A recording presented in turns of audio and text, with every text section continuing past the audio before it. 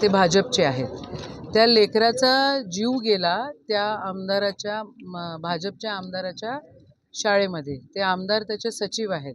आमदार असताना तुम्ही सचिव राहू शकता का, काय करू शकता का, हा वेगळा विषय. पण ते लेकरू मेलं. आज 2 लोक तिथं सिरियस आहे आणि अंतिम संस्कार त्यांना धारणीला करायचा होता. त्यांच्या आईवडिलांना हँडओव्हर करून दिलेली होती ती बॉडी. तरी पण ह्या लोकांनी दादागिरी केली. आता ते असं म्हणतायत, आता त्यांचं इंटेन्शन मला असं दिसलंय की त्यांना आमदारांना आणि आमदाराच्या पोराला म्हणजे माजी आमदाराला आणि माझ्या आमदाराच्या पोराला डिटेन करायचं आहे आणि त्यांना कारागृहात पाठवायचं आहे. मग कशासाठी?